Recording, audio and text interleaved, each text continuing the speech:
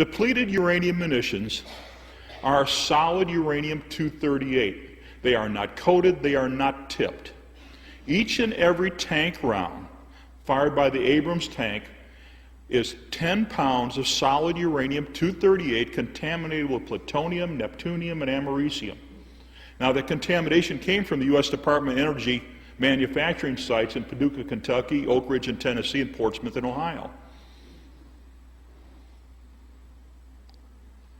Solid uranium-238. Now, the A-10 Warthog aircraft, it's a phenomenal tank buster. It's excellent in combat, just like the Abrams tank is. Each individual round fired by the Warthog is 3/4 of a pound of solid uranium-238. They are not coated, they are not tipped. We fired about 1 million rounds of the 30 millimeter during the Gulf War.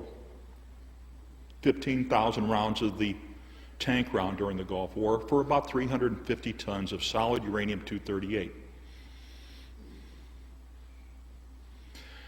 The majority of the casualties during the Gulf War, the majority of those that died, the majority of the Americans that died during the Gulf War and that were injured in the Gulf War were as a result of friendly fire. The U.S. shooting the U.S. with uranium munitions. When I got the tasking from the Pentagon down through Norman G. Schwarzkopf, directly to D.G. Zulus. Now, Schwarzkopf was the theater commander, overall, the top general. He was in charge of the war. D.G. Zulus was the theater medical commander, and I worked for him. They told me, clean up the DU mess. And I'm going to finish the job. When we got up into northern Saudi Arabia, KKMC, that's King Khalid Military City, we're collecting the U.S. friendly fire vehicles there.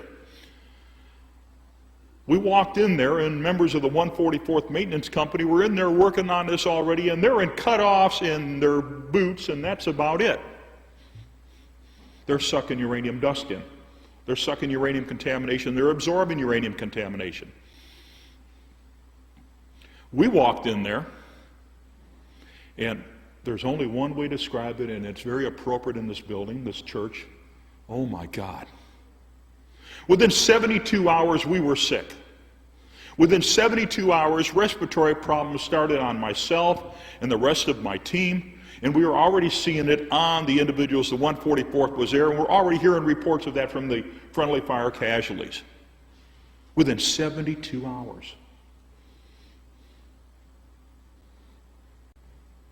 The rashes started, open sores that opened and bled. We're in a war. Things are blowing up around us. We're pulling unexploded ordnance out of these destroyed vehicles. We're messing around. Now everybody says you got to wear respiratory and skin protection or some type of respiratory and skin protection. It's 100 and some odd degrees. And they told us all you need is exam gloves for your medical personnel and a surgical mask. Well, as everybody that's worked in the medical field knows, that a surgical mask is good for spit and not much else.